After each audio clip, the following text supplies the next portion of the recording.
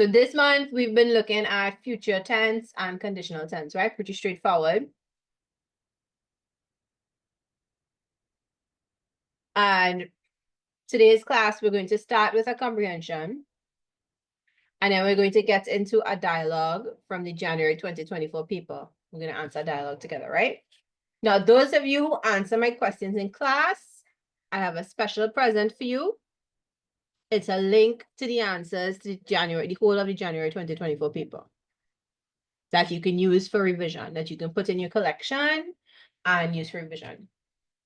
It's my link to my answers, right? But I'm going to give it to people who participate as their reward. I hope that's a good reward and not like lame. If we were in real class, I could give you chocolate, but we're not. All right, so let's start with the comprehension as a warm-up activity. I know the dialogue is a bit stressful for a lot of people, so we'll get there in about half an hour. All right, let's look at the passage. It's not too hard, and we will answer questions on it in English, right? La clase de español en la escuela secundaria es muy divertida. All right, so what does this first sentence tell us? Where are we? And what are we talking about? And then what did we say about it so far? Tell me.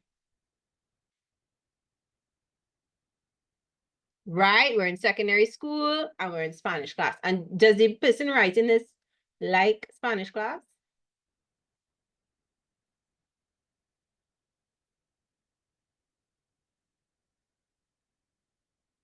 And of course, you know the other word for school, which is colegio, right?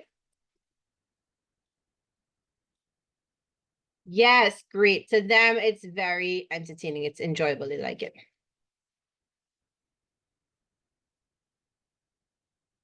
Right, good. All right. La profesora, la señora López, siempre sonríe y explica todo con paciencia. All right. So what's the teacher's name? And what does she do? She does two things that I guess make people like her. Right. Mrs. Lopez is her name. Good.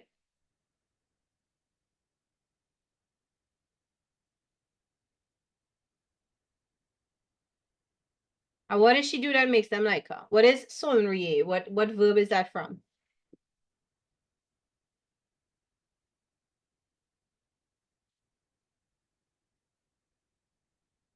She explains things patiently. Great. And she smiles. Right? So from sonreír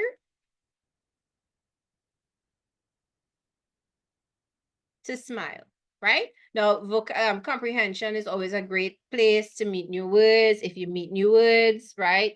You know them, right? Right. She smiles and explains everything with patience. Good. Okay. En el salón de clases hay 20 escritorios pequeños, una pizarra blanca grande y un proyector en el techo. Okay, so let's unpack what is in this classroom. Feel like the vocab goes from very familiar at the beginning of the sentence to less familiar. So let's see. And I just want to point out this word I. It's a very useful expression in Spanish. It means there is, and it means there are. Right? It can mean either one depending on what it refers to. All right, 20 small desks, great. What is pizarra blanca grande? What is this? A big whiteboard, yes. All right, so this is board. And blanca means white, which is what most classrooms come with nowadays. And grande for large, right?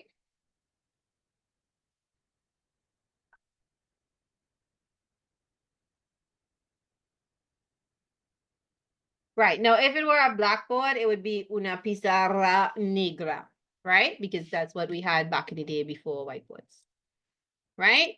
And it has the adjective has to agree in gender, right? All right.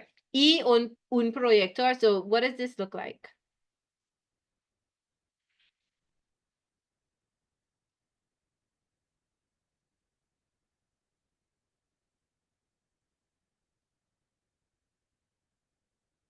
Projector. Very good. So, you could know the word. If you have to describe your classroom, projector could be in it, right? Even if it's not actually in it. And where is the projector? Is it at the front of the class, the back of the class, somewhere else? Where is it? In el techo. What does that mean? I tricked you. It's not at the front or the back. What is el techo? The ceiling, right? It's mounted on the ceiling.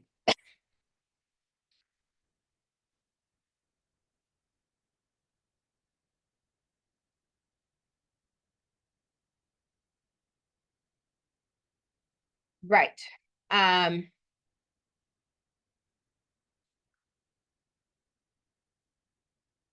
don't worry about getting things wrong. That is the point of practice. So we make the mistake there, and when you see it again, you will know it, right? También hay estantes con muchos libros, sorry, so estantes con muchos libros. So if there are many books, they have to be on what? Y un mapa del mundo en la pared. They have to be on a shelf. Good. So shelves, right? A map, and you'll be reminded that un mapa is one of those small group of nouns in Spanish. It ends in an A, but it's masculine. Right, and a map of the world on the wall, right? Right, and la pared, the wall, right? Ends in a D, nouns that end in a D are typically feminine, right? All right, hoy, durante la clase, un estudiante llamado Luis se quedó dormido. So we're hearing an incident now. So a student called, a student named called Luis. What did he do? Se quedó dormido.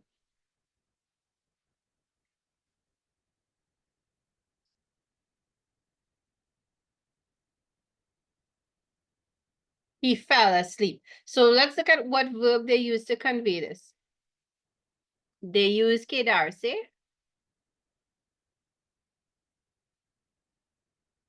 And dormido, right? And if the student had been feminine, they would have made this dormido, dormida, right? Now, if we don't remember this complicated thing, and we just want to say a student was asleep, we could just say a student was sleeping.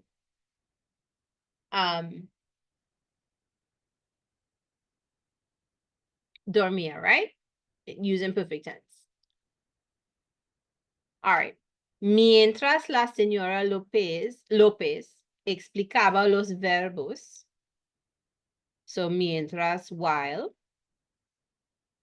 she was explaining verbs, Luis tenía la cabeza apoyada en el escritorio. Look at these simple words that we know, and they're strung together to describe what he was doing, right? It was going on for a while, so they've used imperfect. Tenía la cabeza apoyado. What is apoyado from? Apoyar, to support, right? So he had his head on the desk, apoyada en el escritorio, right? You could probably also say sobre el escritorio, right? That would be simpler, not as nice, but simpler, and to the point. All right. Sus compañeros comenzaron a reírse en silencio. So look at what his classmates did. What did they start to do?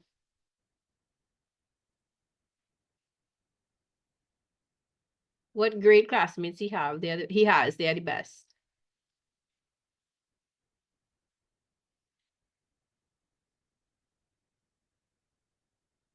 They were laughing at him. Yes.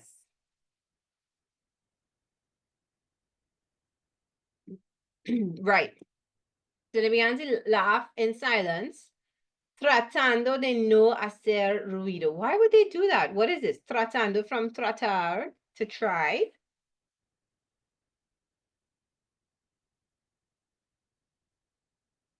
Right? De no hacer ruido, so to not make noise, right?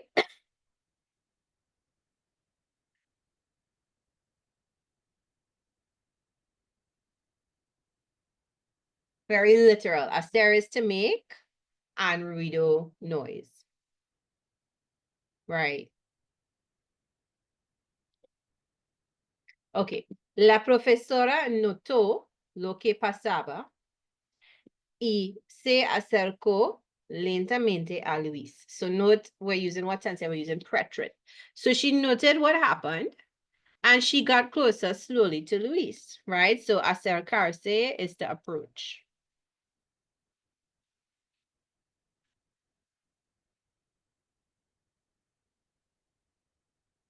Has anyone in your class, any of your classes ever fallen asleep? In school, what do teachers do?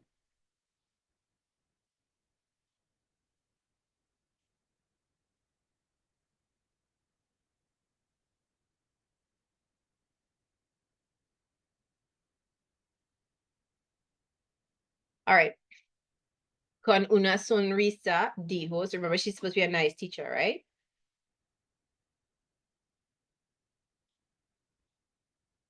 So with a smile, she said, Luis, ¿estás soñando en español?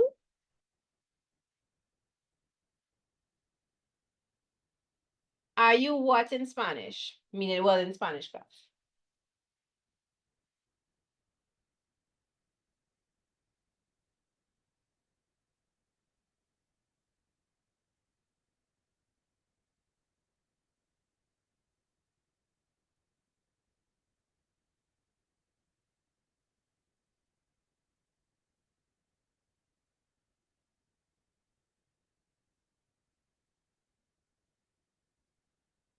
Are you dreaming in Spanish? Yes. So soñar, to dream, right? You know the word sueños, meaning dreams, right? So this is the verb.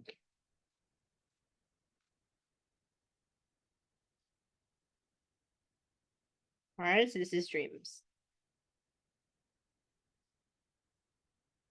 Okay, so she asks him, are you dreaming in Spanish? Luis despertó de repente, muy confundido, y todas en la clase comenzaron a reírse. So everybody in class started to laugh. This class is just the best. He has the best friends in this class, I have to say. Right?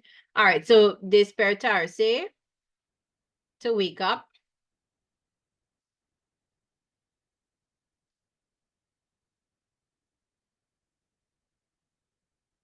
Right?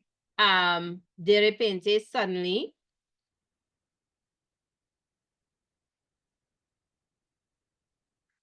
And confundido, which agrees with the male student, it's about confused, right? So we would make it female if the student in question was a girl, right? All right, so his great friend started to laugh at him. La profesora no estaba enojada. So she was not angry, right? Pero le pidió a Luis. So she asks Luis, so pedir, to ask, as in to ask for something, right? So she's asking him to do something now. And we could also talk about enojarse, to get angry. All right. Que se levantará y se lavará la cara en el baño para despertarse. So what did she want him to do? What is se levantará and what is Se lavará la cara.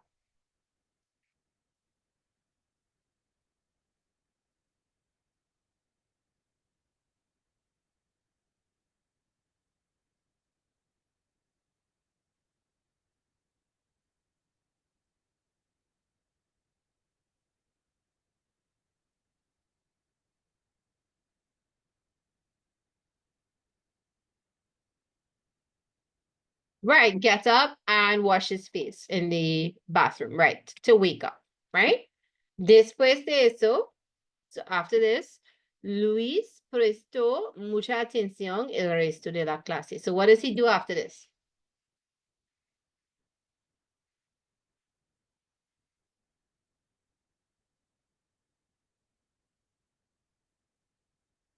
As you go back to sleep? No, right. He pays attention. So for the rest of class, he is paying attention. Este incidente fue una lección para todos. Dormir bien antes de venir a la escuela es importante. What does that mean? What is the lesson for everyone that we learn here?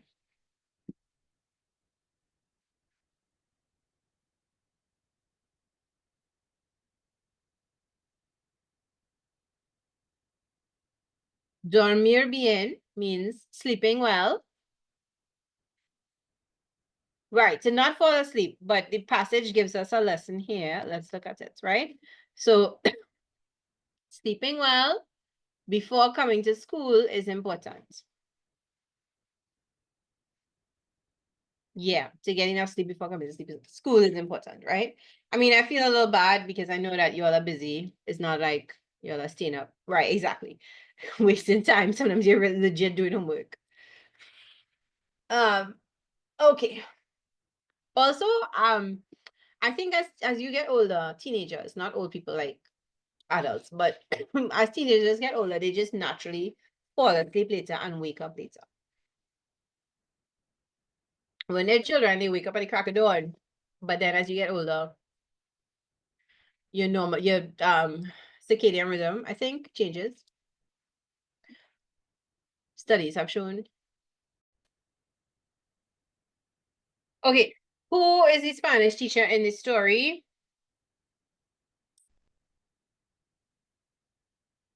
You just send your answers in the chat. Mrs. Lopez, good.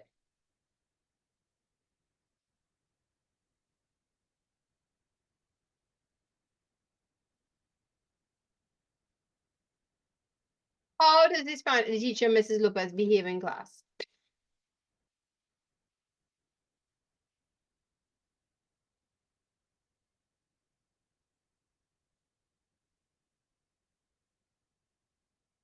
What does she do? She behaves warmly. Okay, good. She's always smiling and she's very patient. She explains things patiently. Right. All right. So she smiles and explains patiently. All right. What objects are found in the Spanish classroom? There are 20 desks, a big whiteboard, good. A projector, good. Oh, yes, good.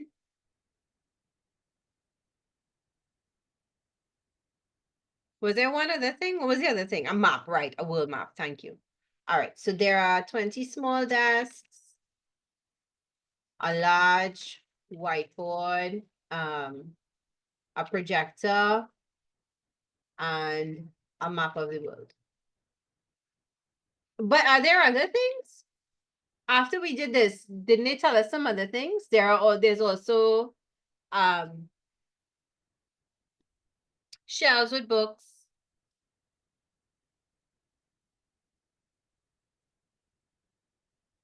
And I think there was one other thing after it. But I doubt you would have to say all to get a mark. I think once you say a few, you'll get a mark. So let's look. Oh, okay. All right. Map of the world we got. Okay. All right.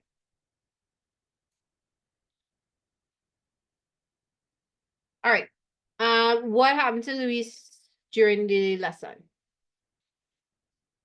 Luis fell asleep, right? How did his classmates react when they saw him sleeping? His classmates started to, those wretches, they laughed, right?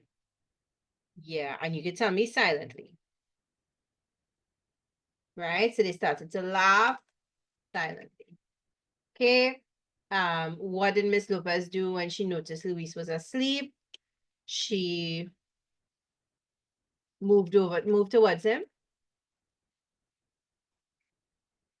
carefully, quietly, without making noise. What joke did Mrs. Lopez make when waking Luis up?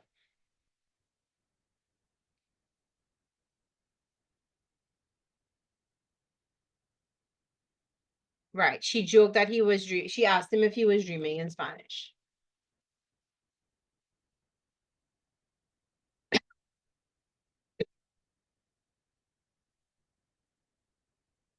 All right.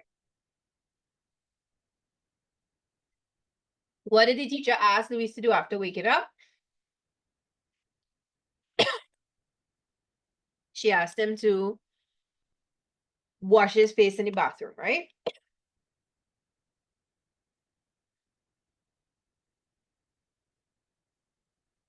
And what was the lesson we would learn from this?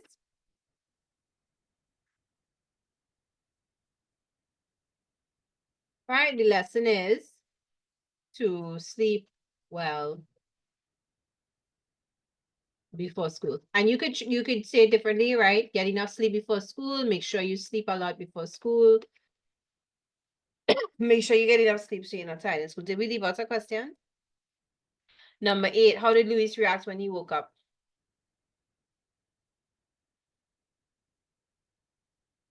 He was very confused, right? Confundido. So 8 is what we left off. Right? He was very confused. Okay, and that's all those are all our answers, right?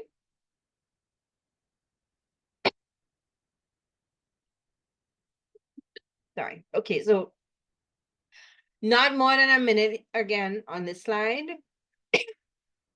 And we're gonna start at least Zaria's favorite thing, which is the dialogue. All right, so we're about to change sides, but a reminder to everyone that if you would like to practice this weekend, you are free to do so, right? Only two students asked, but only one came on Sunday. So if you all would like to come again on this Sunday, or any new people who would like to come on Sunday to participate, you all are welcome to do so, right? All right, and in case people didn't hear it when I said it before, for the students who participate in class, I'm going to send you answers to January 2024. So you have the situations. One thing with the situation though is that you'll have to condense them into a sentence, right? You'll have the letter, you'll have the dialogue, a possible answer to the dialogue we're doing today, and the English translation. And you'll have answers to the reading comprehension for January 2024 paper 2. But I'm only sending this to the people who participate, right? You don't have to have the right answer all the time. You just have to try. Time on Sunday, we start at 3 and we finish by 6. So the last time slot would be 5:40. The goal is to have a 20-minute time slot. So if you tell me you're interested in coming next week, no, yeah, well, I guess Sunday's technically next week. I will send you the passage beforehand to prepare and the questions as well to prepare. Right?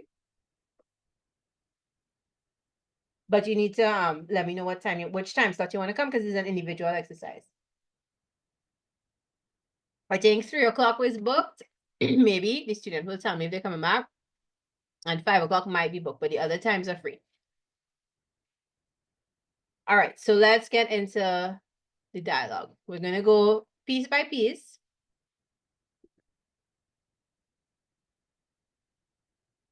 Right, and a reminder that we're doing January 2024, right? Okay. Now, one thing with the dialogue is you need to look at what is said before, what is said, sorry, what you're responding to, but also the line that comes after it. You know what? Let's look at the past paper so I don't give away my potential answers.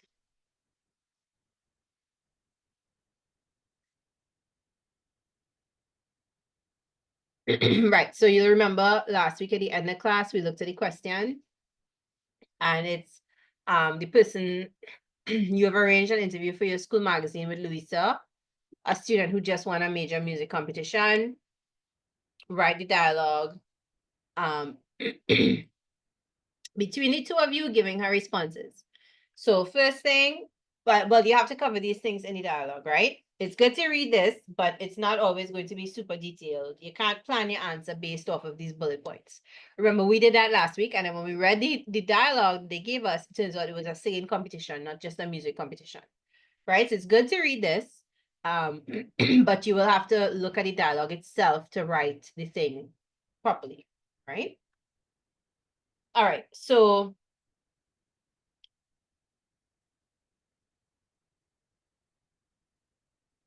the dialogue starts.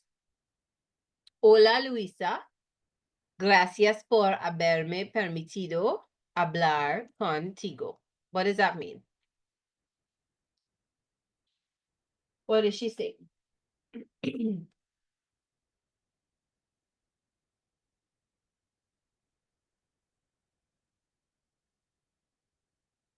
Obviously, she's saying, hi, Luisa. Thanks for what?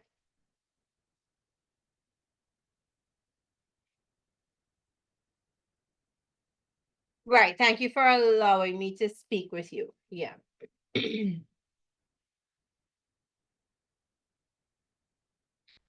Right. So, haberme is, haber is to have, right? And me is me.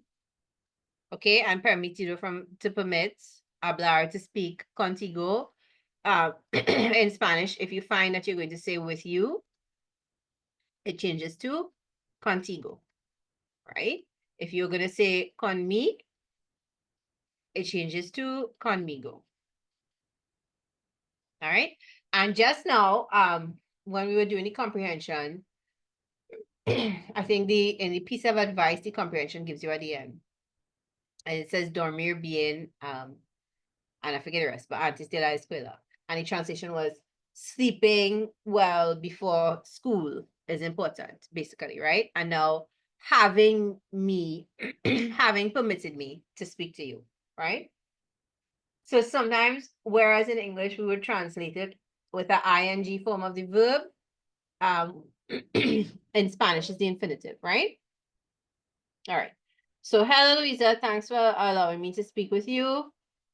And down below, felicidades por ganar un concurso tan importante como la voz. ¿Cómo fue la experiencia? Okay. So we're doing the dialogue, we read the thing on top, and we have to read the comment below. What is Luisa probably going to reply? So you are doing an interview. I say to you, thanks for letting me speak to you. What do you say? You have to be gracious to me too. So what will you say? Opening greetings. Okay, in English. If you can't think of it in Spanish, in English, what would you say?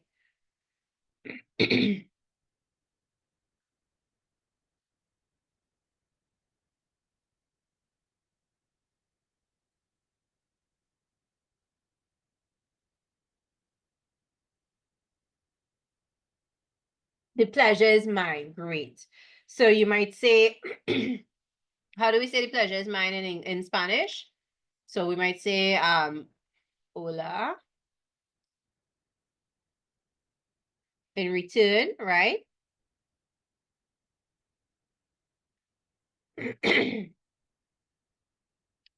We might say, the pleasure is mine. El placer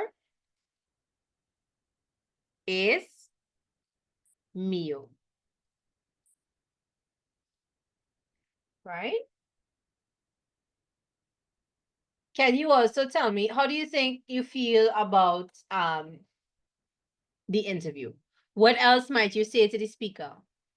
In English, in English. So you say, so, you know, hi, thanks for letting me speak with you. You say, hi, pleasure is mine. What else might you say? Would you say, thank you for the opportunity? Would you say, I'm looking forward to this? Would you say, anything else? In English, just in English. Ah, okay. You would say, I'm excited. Great. Estoy emocionada.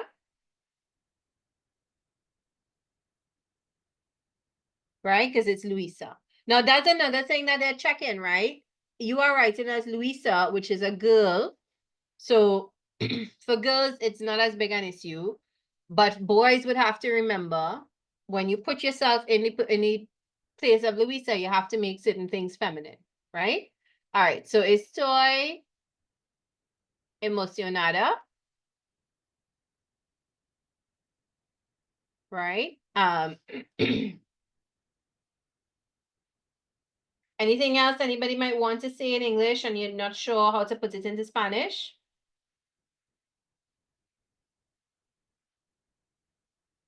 Oh, I was so nervous. Oh, we could say that. I am so nervous. Sorry. Estoy un poco nerviosa. Right? There are lots of possible things that could go in here. And why do I have an S instead of a C? And why has nobody told me my C is an S when it should be a C? Emocionada, right? All right, anything else crosses your mind for what could be said?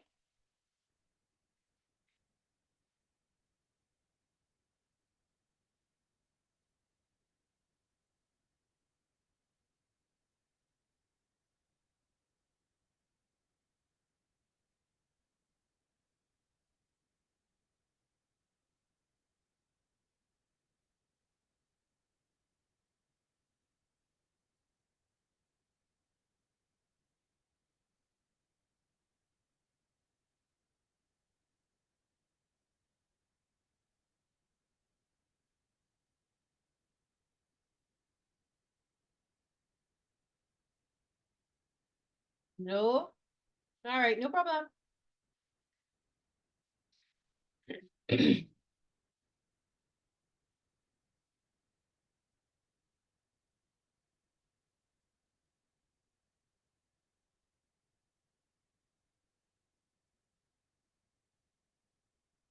All right, so make sure you know the English. Let's make sure you know the English for these things. The pleasure is mine, right? That was his first expression.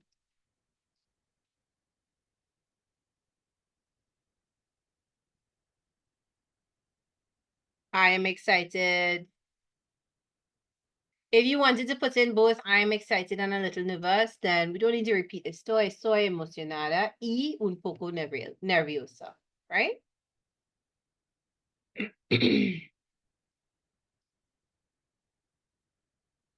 Oops, a little nervous.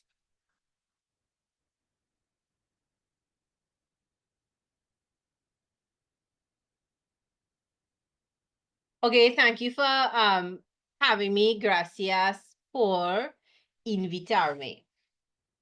Right? Thanks for inviting me. All of this would be probably too much for just this one response, right? Because we have a word limit. But we are in a class and we're doing a particular exercise, so we will write it down as a form of revision, right? So thank you for inviting me. Gracias por invitarme.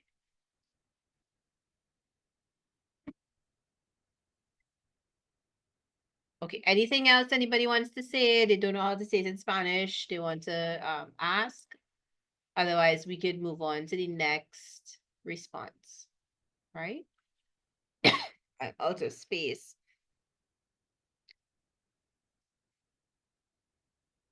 Right, because we are it's like the thanks are in exchange for the invitation, right? So we would use por.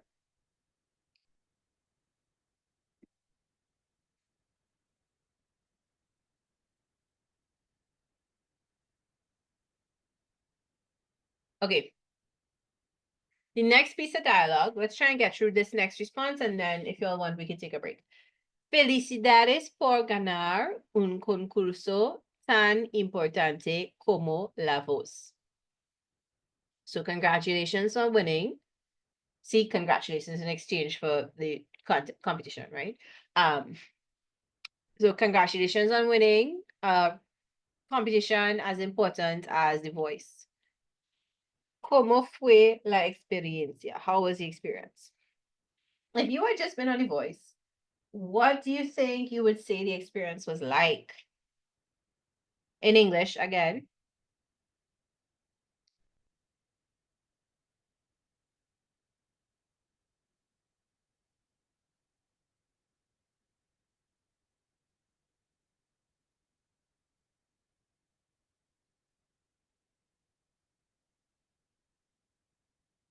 Now, if you did your homework, which was to prepare for the dialogue today, then you should know that we have to look at the line below it to give us a clue, right? But first, I'm asking you, if you won a competition of singing, everybody is familiar with the voice? If not, we have something to look at during the break. Okay, great. Yeah. All right. Or like think of it like American Idol, but classier, requiring more skill. Because it's usually trained. I mean, it's usually people who've been performing for a while that are on the voice, right? Like maybe I'm being judgmental. Maybe I haven't watched American Idol enough to make a comparison. But to me, the people on the voice are way more skilled at what they do. Like I would listen to them. Um, anyway, moving on. So, guys, you just won a big singing competition. How would you say the experience was? In English. An incredible opportunity. Great. Yes. All right. Any other suggestion, guys? The experience was thrilling. Great.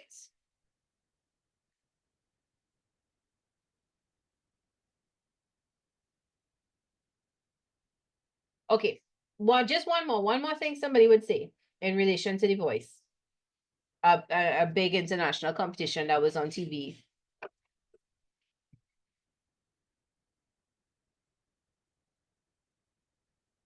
Stressful. Nice. All right. Nerve-wracking. Yes. Okay, good. All right. Now let's look for the clue, right? Because honestly, you win a competition, it could have been great. It could have been the worst time of your life, but the contextual dialogue is going to give you a clue.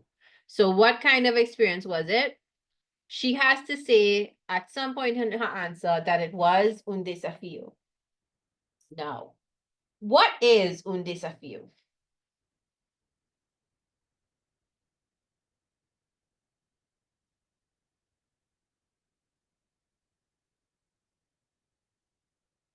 Un desafío is it looks like a bad word, and yeah. It's actually a challenge, right? So the DES makes us think it might be a bad word, but it's a challenge. So when you meet a word, if you meet a word in the exam, you're not 100% sure what it means, hedge your bets a little bit, right? Make your answer something that could work for both if it's a positive or negative experience, right? All right, so let's go with what you guys said. It was an incredible opportunity. That's the first thing we're going to translate. How do we say it was? We have to use ser. It's in the past. It is completed. So we could use preterite. And we could say fue.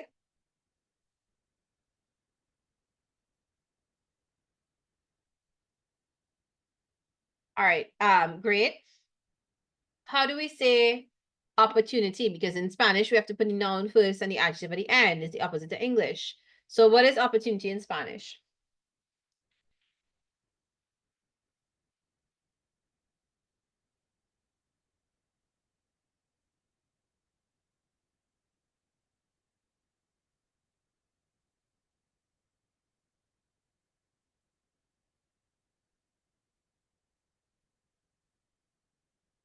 Oportunidad. Very good. So fue un oportunidad. And how do we say incredible in Spanish?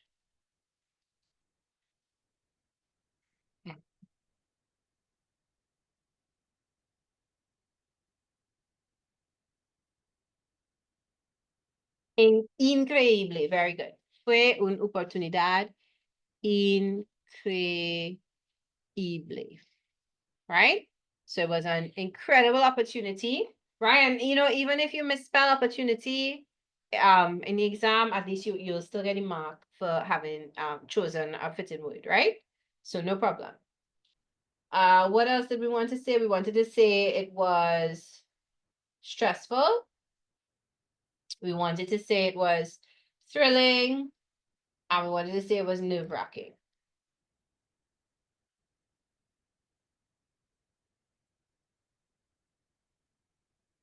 Okay, so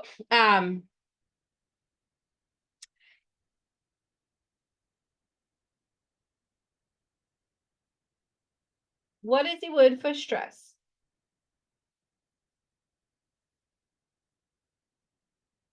I think you'll probably know it, but you don't realize you know it. It's stress, right? So if just like earlier, I showed you the word I, which is a very useful word. So you could use it for there is or thereof. And now I want to introduce you to its past tense friend, Abia. Right?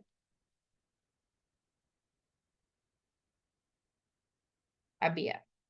It's the accent on the I, right? There was, or if the situation needs it, there were. Right? So we are going to say there was a lot of stress.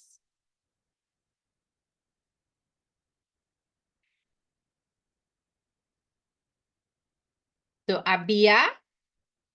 Okay, now y'all know how to say very in two ways. You know mucho and you know muy. Which one do I need? Estrés.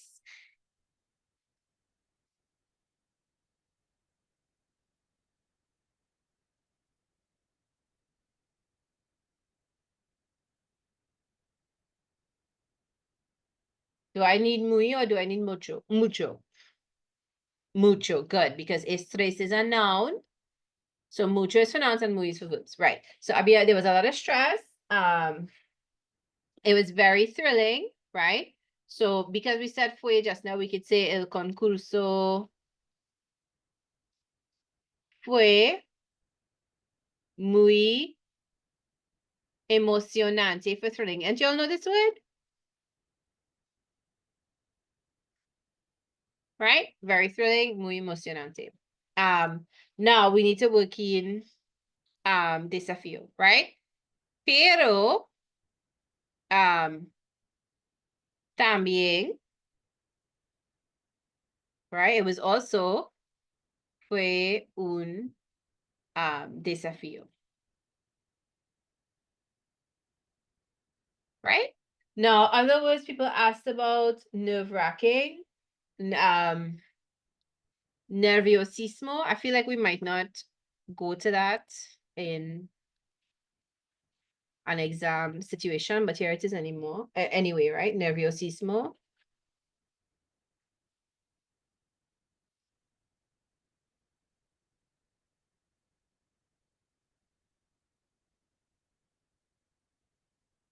Okay, good question, Abigail. All right, so muy and mucho both mean very.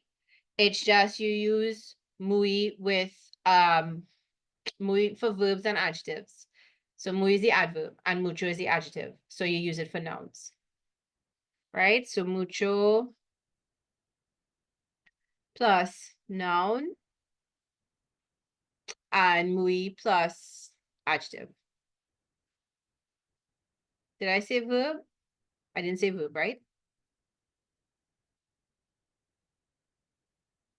Adjectives and possibly other no, just adjectives, right? And then you might use más for a verb, or even an adverb sometimes. Right? So mucho plus the noun, muy plus the adjective. But both of them mean very. Like when somebody asks you, ¿Cómo estás? And you say muy bien, bien is actually an adjective.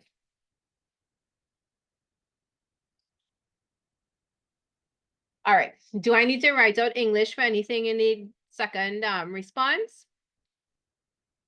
So opportunity, incredible, right? There was a lot of stress, right? This is thrilling, and this is challenging. Well, a challenge, right? Okay, and one other phrase that could be useful, full of tension, de tensión, which is another way you would say thrilling, perhaps, de tensión, right? And if ever you want to convey how something feels, but you can't think of the word, like we want to say it was nerve-wracking. We know nerve-wracking in English, but we don't know it in Spanish. But we know we want to say full of, we want to say stressful. We could say full of plus stress, full of plus joy, full of plus sadness, right? Any emotion you could put here besides tension. And it would mean stressful or joyful or sad, right? To describe the thing. All right, any questions so far? Please say. All right, so this is the next piece here.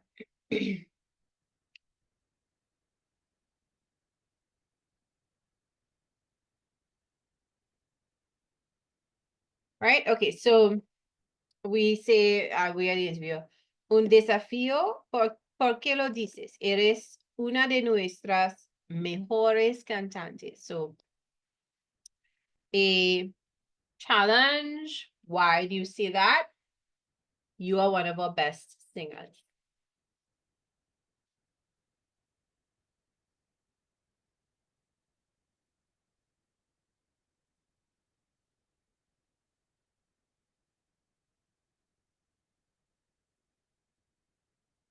So, why does she say that?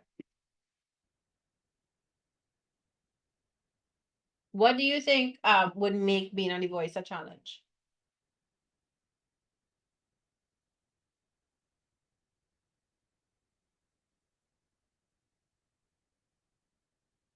Plenty people, right? Lots of other good singers, yes. Good, all right, so how do we say that?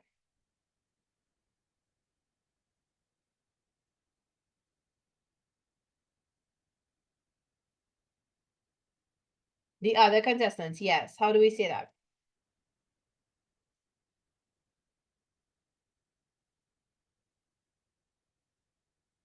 Again, we could use our había, right? But if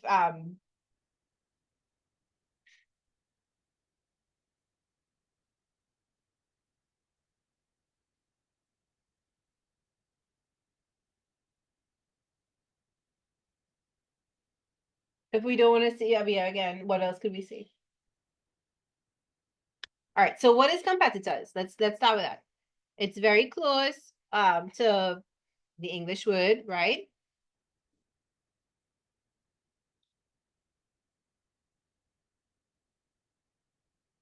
Los competidores rather. Right, good. Were. All right, so now we are in the past tense, right? How do we translate that were? Is it going to be preterite or is it going to be imperfect? Because we're describing them. So what do we do with that? It's not a past completed action so much.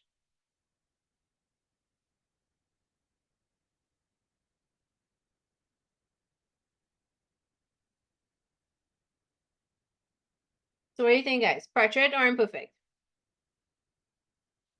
I'm leaving a space for it. Muy. They were very good. Imperfect because it's description, right? So los competidores eran muy talented. How do we say talented? Talentoso, right? So talentosos. Okay? If there's any new vocabulary, please note it. So competitors. and also talented, right? Okay, what else would have made it hard, you think?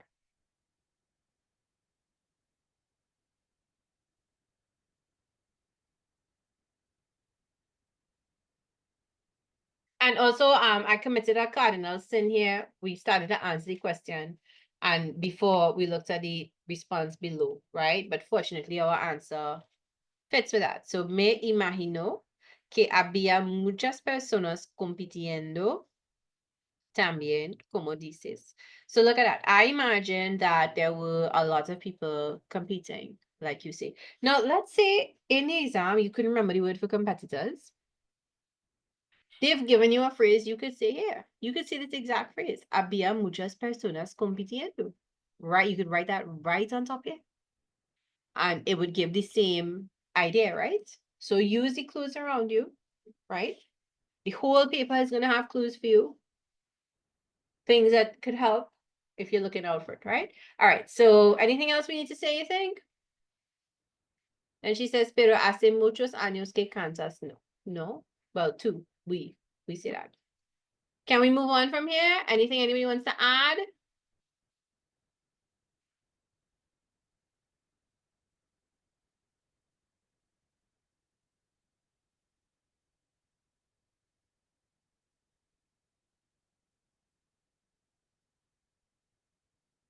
The link for the past paper, I don't have it open right now. This is for my download, so it won't work as a link for you. But before the end of class, if you remind me, I'll send it back to you, right? Last week I would have given you links. If you have the link from last week, it's the same one.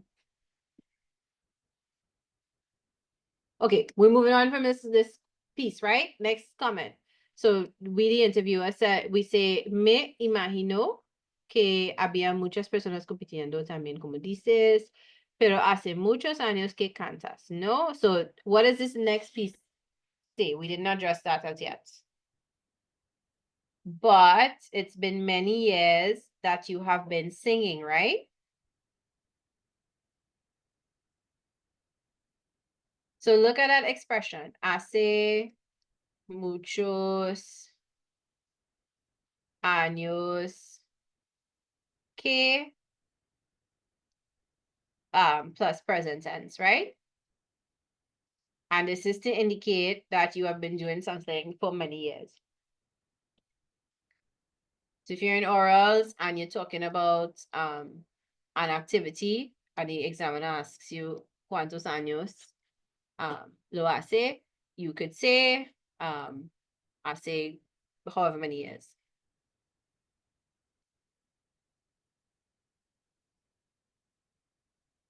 Okay. Okay, let's look at the next comment to give us a clue. Tanto tiempo y has estado en tantos lugares. What does that mean? And then also, ¿y te gustaba cantar en un coro? Right? So much time, and you have been to so many places. And did you like singing in a chorus? So what must she have said? What must Louisa have said? She must have said how many years she's been singing. She must have said where she traveled to, right? And also she must have said that she was singing in a chorus. Everybody sees that? Because this is in past tense. She's not saying, do you like singing in a chorus? No, she's saying, you used to like singing in a chorus? Right? So we must address the amount of time, we must address the places, and we must address the chorus thing. I'm saying chorus, but I really mean choir, sorry. Right? All right. So process this for a minute. And in English, tell me what Louisa might have said.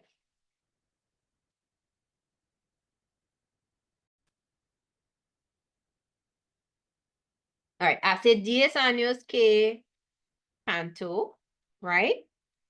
And we like this because it means that it's carrying on still. So it's 10 years since I've been singing. right? I've been singing for 10 years. E, and I visited. So visitar is the infinitive, right? You could also use fue if you like. I went to, right? We take off the ending, and for portrait, we add e accent for the yo form, right? So visité a, and now you can put in whatever country you can say in Spanish.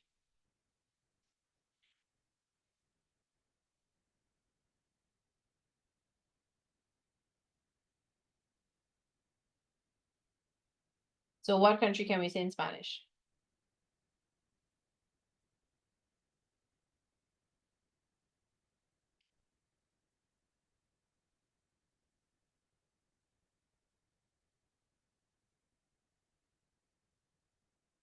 Right. Okay.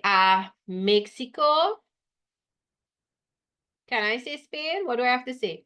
España. All right, if you stay out Mexico. España. I have to say España, right? España, right? Whatever country you want to say. Jamaica, Paris. Yeah, sure. I'm gonna say Los Estados Unidos. Londres, yes, you could definitely say those. Great, right? And also I forgot a detail, which is that she's been singing in a chorus. So hace 10 años que canto en un coro. Look, we don't even have to think about how to translate it because they gave us the phrase, right? There are a lot of clues if we know how to look for them. So I've been singing in a choir. For 10 years, I visited Mexico, Spain, the States, right? And if you want to add to that, you could say that. I think in my version, I have, I took private lessons, right? Or I practiced a lot, right? So if you wanted to say I took private lessons, you would say después, or recently, or hace 2 años que, or I'm just gonna put it in past tense, right? So tomé, from tomar, to take, clases privadas, privados.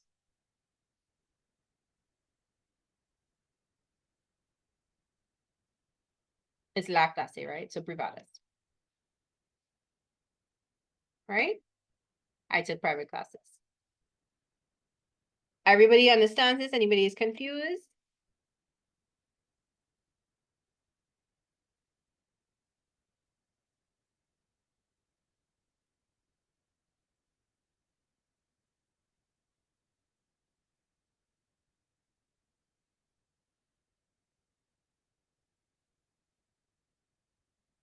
If you're confused, please say, right? Everybody got the link to the answers who participated. If you didn't get a link, message and tell me, right?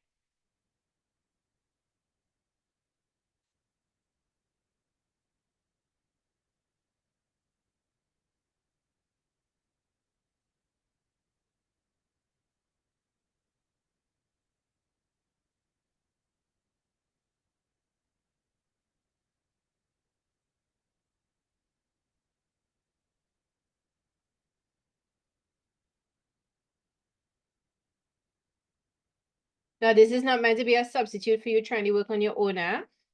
It's meant to be you try it. If you get stuck, you look at it.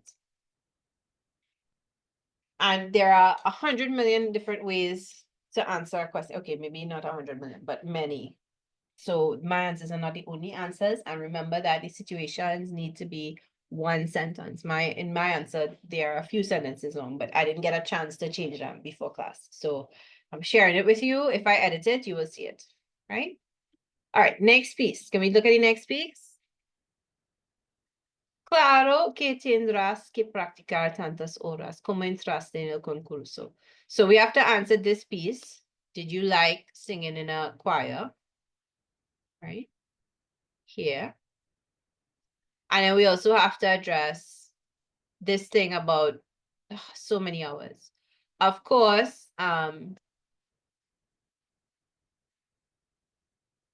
you will practice, you will have to practice so many hours, right? And then how did you enter the competition? So that is for down here. So what can Louisa say? Did you like singing in a choir? She seems like a really positive person. So she probably said,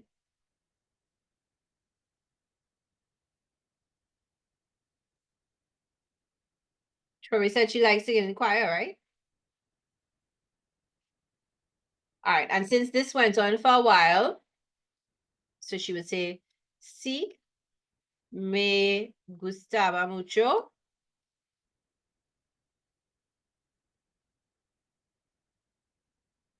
cantar en el coro, right? Or en un coro. I'm gonna put el coro in the choir because let's just pretend there are one, right? There's one, right? I mean, she could have said y'all could use things closer to your experience. A lot of people join in many schools there is a singing group. So you could have said she could have said, I started to sing in a choir in secondary school. We could say those words, right? Anyhow, yes, I liked it very much. You instead of gustar, you could use me encantaba.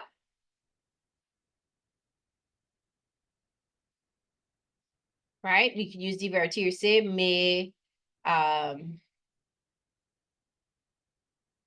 divertía mucho, cantar en el coro, right? Since she talks about practicing a lot for a lot of hours, you could mention that here. You could say practice. What will we say?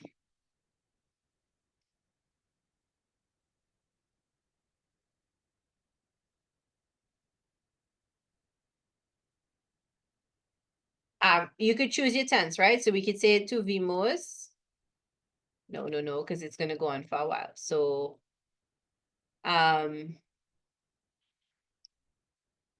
we practiced, practicamos.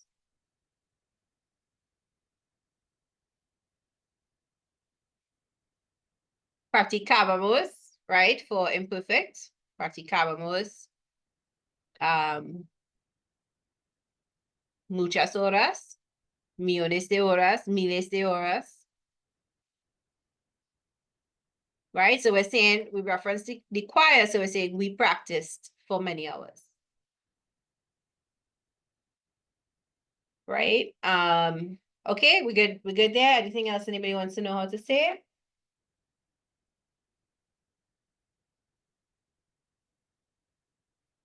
All right, I'm giving us a minute and then I need to clear away here and we need to move the page down, right? How did you enter the competition? How do you think she entered the competition? How would you have entered?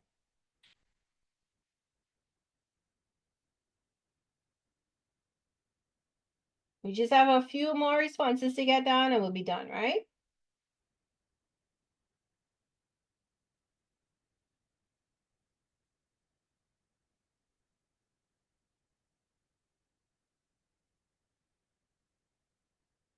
All right, online. Okay, so we saw the competition online. So vimos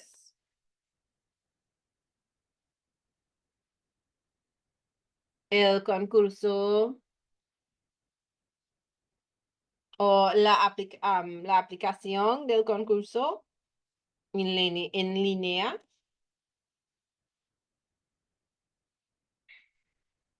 Una aplicación en línea, online, right? Por el concurso, right? And I enter, right? I entered y entré. Right? Or I filled out the form, rellené la forma y all right. Someone from her choir suggested that she entered. That is a very nice idea to say. But when we start saying verbs like suggested, we have to use subjunctive after, right? So just once we're prepared for that.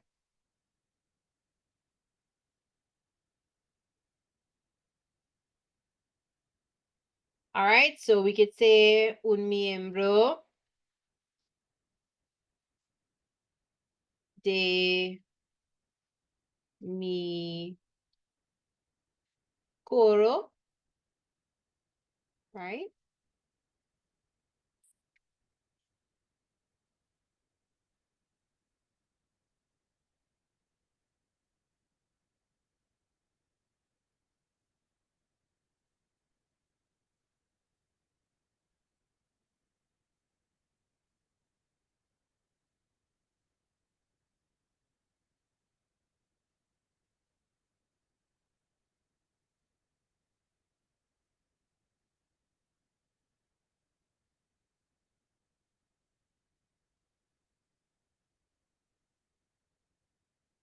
All right. So we know sugerir for to suggest. Yeah, the choir teacher could have told you as well. So mi profesor de coro, mi profesor de música, right? But back to this. Okay, suggested to me. So me sugerio, right?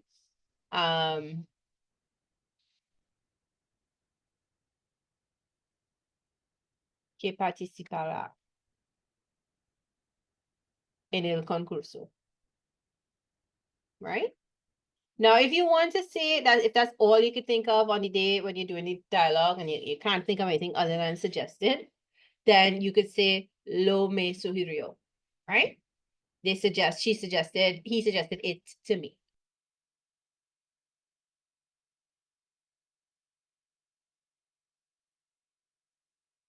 All right. Anything else? Anybody wants us to translate from English to Spanish for this answer?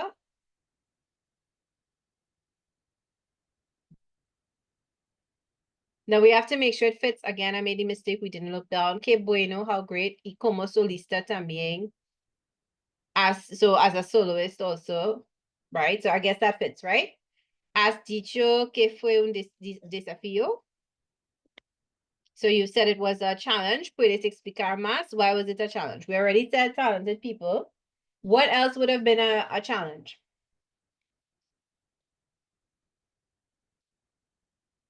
Tuvo que. I had to. What did I have to do that would make it a challenge?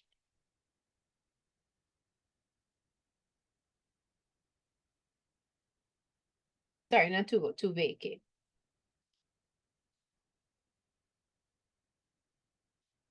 What did we have to do? What would you have to do on the voice? Sing in front of other people. Sure. What else? Every week is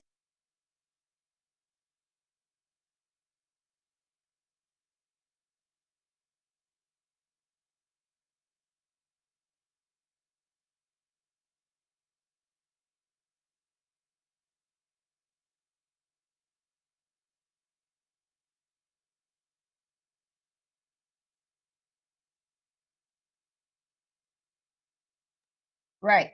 Tuve que practicar.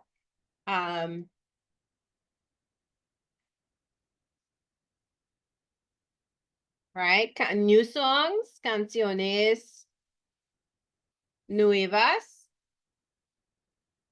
cada semana, we could say, right? And if you make it sound dramatic, you could say practical, so many new songs, tantas canciones nuevas, cada semana, right? A reminder that tener que plus the infinitive means to have to.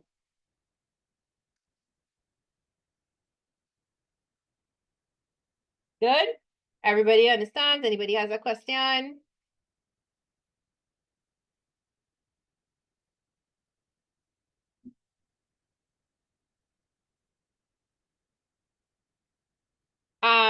Somebody mentioned singing in front of a lot of people. We could talk about stage fright. So we could say a veces. I had, tenía.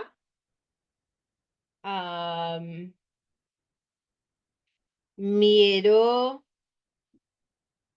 escénico, right? Escénico like scenes, like the scenes in a play, right? So stage fright.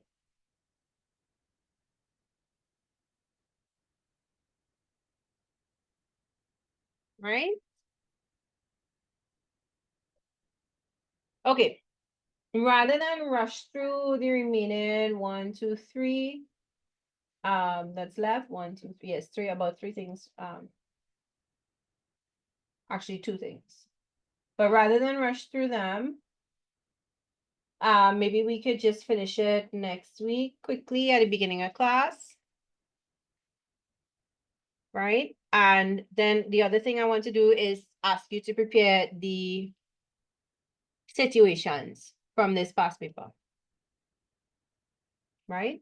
So for people who got the answers to the past paper, it's still a good idea for you to try it on your own first. And then use the past paper to help, use the answers to help you if you want, right?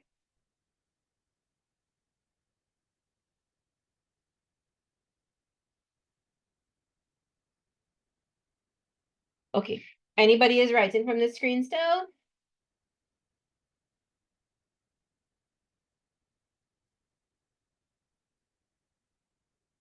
And if you did the dialogue on your own homework, send you a link. Not send you a link. Send me a picture of what you wrote now, and I will check it over for you, right? All right, so we looked at paper 2, no, the Spanish CSEC papers, right?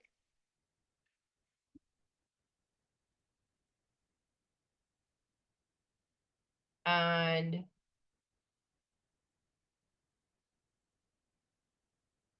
what is it, this one? I think it's this one. Is it this one? No, it's not this one. It's this one. Right. So please, you all should go through and download whatever you want from here, because I don't know how long it will be up for. These sites come and go, right? So you can find the past paper here to view and or download, right? It is January 2024, paper 2. This is it, but I don't know if the drive, when I send you the drive link, I don't know if that will work. Sometimes because of privacy, the drive link won't work, but you could go to the website and find it there.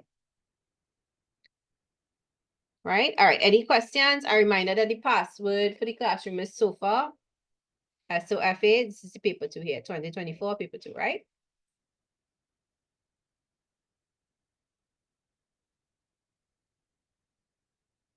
Okay, so we still have this little piece, the last page to look at, right? So it's just 2 more comments from Louisa, and then we're done. Okay, so just to wrap up, 2 important things that came up, general things that will apply to all dialogues. You must look at the line after it to see what clues you're being given for what to say.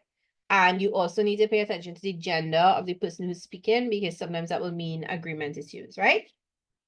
All right, guys, if you have any problems, concerns, questions, feel free to remain and talk about them. Otherwise, once you're done, you're free to go, right? Take care, everybody.